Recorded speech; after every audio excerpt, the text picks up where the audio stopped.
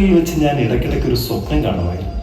ഒരു തണുത്ത വെളുപ്പംകാലം, എൻ്റെ ചുറ്റും മഞ്ഞ, ഒന്നും ഒരടി ദൂരത്തുള്ളത് പോലും കാണാൻ സമ്മതിക്കാത്ത മഞ്ഞ്. എനിക്ക് നിങ്ങൾ രണ്ടുപേരേ ഉള്ളൂവെന്ന് ഉറക്കത്തിൽ പോലും അറിയാം.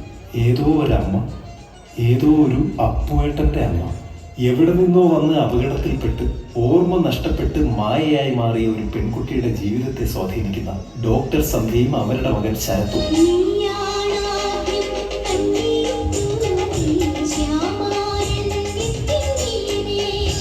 മായയുടെ ഭൂതകാലം അവളെ തേടിയെത്തുമ്പോൾ ഉണ്ടാകുന്ന സംഘർഷങ്ങൾ ഇന്നലെ എന്ന ചിത്രത്തിലൂടെ പത്മരാജൻ വരച്ചിടുമ്പോൾ, ഭൂതകാലത്തിൽ നിന്നും പ്രേക്ഷകന്റെ മനസ്സിലേക്ക് ചുരം കയറി വരുന്ന വെളുത്ത അംബാസഡർ കാർ മടങ്ങിപ്പോകുമ്പോൾ നരേന്ദ്രൻ എന്ന കഥാപാത്രത്തിന്റെ തീരാ നഷ്ടവും പേറി പ്രേക്ഷകൻ ആ കാറിൽ മടങ്ങുന്നു. 1975 ഭരതൻ സംവിധാനം ചെയ്ത പ്രയാണം എന്ന ചിത്രത്തിന് തിരക്കഥ എഴുതിക്കൊണ്ടാണ് പത്മരാജൻ ചലച്ചിത്ര രംഗത്തേക്ക് കടന്നു വരുന്നത്. തുടർന്ന് IV ശശിയുടെയും KG ജോർജിന്റെയും സിനിമകൾക്ക് തിരക്കഥ എഴുതുകയും 1979 സ്വന്തം നോവലിനെ ആധാരമാക്കി പെരുവഴി അമ്പലം എന്ന സിനിമയിലൂടെ ചലച്ചിത്ര സംവിധായകനായി അരങ്ങേറ്റം കുറിക്കുകയും ചെയ്തു. ഇരയാക്കപ്പെടുമെന്ന ഭയം, അത് പ്രകടിപ്പിക്കാനുള്ള എല്ലാ ശബ്ദ ദൃശ്യ സാധ്യതകളെയും സസ്പെൻസ് നിലനിർത്തിക്കൊണ്ട് സന്നിവേശിപ്പിച്ച മികച്ച ഇന്ത്യൻ ക്ലാസിക് സിനിമയാണ് നിരവധി ദേശീയ അന്തർദേശീയ പുരസ്കാരങ്ങൾ നേടിയ പെരുവഴി അമ്പലം.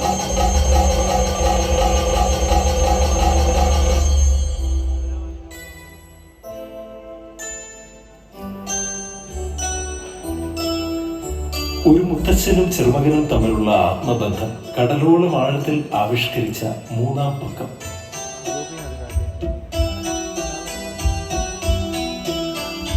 ആണധികാരത്തിന്റെ വ്യവസ്ഥാപിത പരിവേഷങ്ങളെ തച്ചുടയ്ക്കുന്ന സ്ത്രീ കഥാപാത്രത്തിന്റെ നിശ്ചയദാർഢ്യവും അവരുടെ ജീവിത ദുരന്തങ്ങളെ കൃത്യമായി സ്പർശിക്കുകയും ചെയ്യുന്ന തിരക്കഥയാണ് കരിയിലെ കാറ്റ് പോലെ. പ്രേക്ഷകർക്ക് സഹാനുഭൂതി തോന്നുന്ന വിധത്തിലൊരുക്കിയ കഥാപാത്രങ്ങൾ തമ്മിലുള്ള ആത്മബന്ധം. ശിശിരത്തിൽ ഒരു പ്രഭാതത്തിൽ എന്ന റേഡിയോ നാടകത്തിൽ നിന്നാണ് പത്മരാജൻ കരിയിലക്കാറ്റ് പോലെ എന്ന സിനിമ ഒരുക്കിയത്.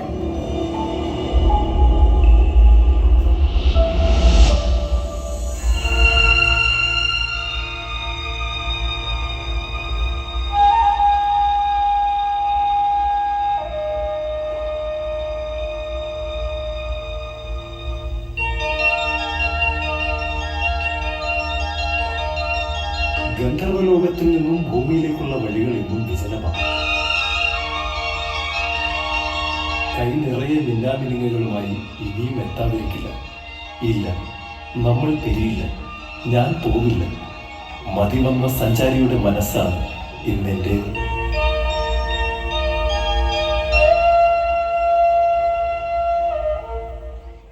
എനിക്ക് തന്നെ അറിയില്ല ഈ ഒരു പെൺകുട്ടിയുടെ കാര്യത്തിൽ മാത്രം ഞാൻ എങ്ങനെയൊക്കെ പെരുമാറുമെന്ന്. പ്രണയവും ജീവിതവും ഏറ്റവും മനോഹരമായി അപ്രവാളിയിൽ ചിത്രീകരിച്ചതിലൂടെ എഴുത്തിൽ നിലനിർത്തിയ പ്രണയത്തിന്റെ അനന്തമായ സാധ്യതകൾ പത്മരാജൻ സിനിമകളെ പുതിയ തലത്തിലേക്ക് ഉയർത്തി.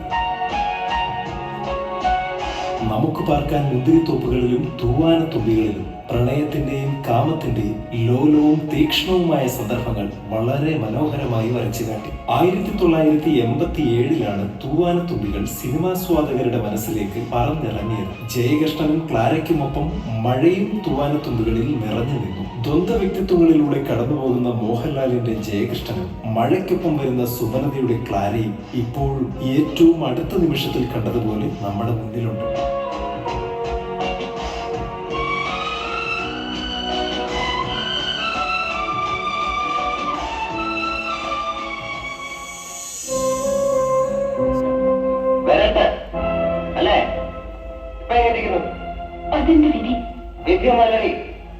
അവനെ കൊത്തിയ പാമ്പ് ഞാനാ. എനിക്ക് എന്റെ ചിലവെന്താണെന്നറിയാം. പാമ്പ് എടുത്തക്കാരൻ കുറവിനോടുത്ത് 150 രൂപയും മണ്ണാറക്കുളഞ്ഞു വരെ പോയ വണ്ടിക്കൂലി. തന്റെ സഹോദരന്റെ മരണത്തിന് കാരണക്കാരിയായ ചന്ദ്രിക എന്ന കഥാപാത്രത്തോടുള്ള പ്രതികാരം ഭദ്രൻ എന്ന കഥാപാത്രം തീർക്കുന്നത് ചന്ദ്രികയുടെ ഭർത്താവ് തമ്പിയെ കരിമൂർഖനെ കൊണ്ട് കൊത്തിച്ചുകൊണ്ടാണ്. തമ്പിയെ കൊത്തിയ പാമ്പ് താനാണെന്നും അതിന് ചിലവായത് പാമ്പ് പിടുത്തക്കാരൻ കുറവിന് കൊടുത്ത വെറും 150 രൂപ മാത്രമാണെന്നും പറയുമ്പോൾ മനുഷ്യ മനസ്സിന്റെ വൈകാരിക തലങ്ങളെ ഭയാനകമായ രീതിയിൽ അവതരിപ്പിക്കാൻ പത്മരാജനോളം മറ്റൊരു ചലച്ചിത്രകാരനും കഴിഞ്ഞിട്ടില്ല. 1985-ലാണ് IV ശശിയോടൊപ്പം ചേർന്ന് പത്മരാജൻ കരിമ്പിൻ പൂവിനക്കരെ ഒരുക്കുന്നത് എന്നത് ശ്രദ്ധേയം.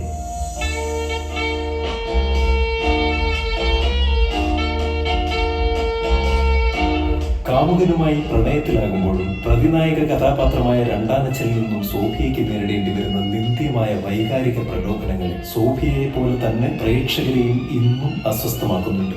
നമുക്ക് ഗ്രാമങ്ങളിൽ ചെന്ന് രാപ്പാർക്കാം എന്ന നോവലിനെ അഭ്രപാളികളിലേക്ക് പകർത്തിയപ്പോൾ പ്രണയത്തിന്റെ നിത്യസ്മാരകമായ ഒരു തിരക്കഥയാണ് മലയാളത്തിന് ലഭിച്ചത്. നമുക്ക് പാർക്കാൻ മുന്തിരിത്തോപ്പുകൾ. കോമള സ്വപ്നങ്ങൾ കൊടിയേറുകയായി, കോഴിത്തരിപ്പിന്റെ കോലാഹലം തുടങ്ങുകയായി, കടൽത്തിരയിലും മുല്ലമതിലുകൾ വിരിയുകയായി. അന്നത്തെ ഹിപ്പി സംസ്കാരത്തിലൂടെയുള്ള ഒരു ബൊഹീമിയൻ ആത്മീയ അന്വേഷണമാണ് സീസൺ. കടൽ തീരത്തെ പശ്ചാത്തലമാക്കി പാശ്ചാത്യ സിനിമയെ പോലും ഭ്രമിപ്പിക്കും വിധം പിന്നീട് ഒരു സിനിമയും ഉണ്ടായിട്ടില്ല മലയാളത്തിൽ എന്നതും ശ്രദ്ധേയമാണ്. 1982 കോവളത്ത് ഹവ ബീച്ചിൽ ഒരു ചായക്കട ഉണ്ടായിരുന്നു, ജീവൻ സീ റിസോർട്ട്. ഓർമ്മ എഴുതുന്നല്ലേ? മെർലിൻ സൈമൺ എന്നൊരു പേര് പറഞ്ഞാൽ ചിലപ്പോൾ നിനക്ക് ഓർമ്മ വരും. ആ പെണ്ണിനെ കൊണ്ടാണ് നീ എന്നെ വീട് പൊട്ടിത്തുറപ്പിച്ച് 3.5 ലക്ഷം രൂപ മോഷിച്ചത്. അപ്പോൾ മഴ കനത്തിരുന്നു. സന്ധ്യയ്ക്ക് ചാറിയ മഴ, ഉറങ്ങാൻ കിടക്കുമ്പോൾ തിടം വെച്ചുകൊണ്ടിരുന്ന മഴ, ഉറക്കത്തിനിടയിൽ ഒരു താരാട്ടിന്റെ ദൈന്യപാദം പോലെ സുഖം പകർന്നിരുന്ന മഴ അപ്പോൾ അലറുകയായിരുന്നു. മഴയെക്കുറിച്ച് പത്മരാജൻ വിവരിക്കുന്നത് ഇങ്ങനെയാണ്. ഒരേ സമയം പല മുഖമുള്ള മഴ. മഴ വീണ ഒരു മെയ് മാസത്തിലായിരുന്നു പത്മരാജനും പിറന്നു വീണത്. ഓരോ സിനിമയും പ്രേക്ഷകന്റെ മനസ്സിൽ ഓരോ പോറലെങ്കിലും ഏൽപ്പിച്ചിരിക്കണം എന്ന വിശ്വാസത്തിൽ ഊന്നു നിന്നുകൊണ്ടാണ് ഞാനിപ്പോഴും ചിത്രമെടുക്കാറ്.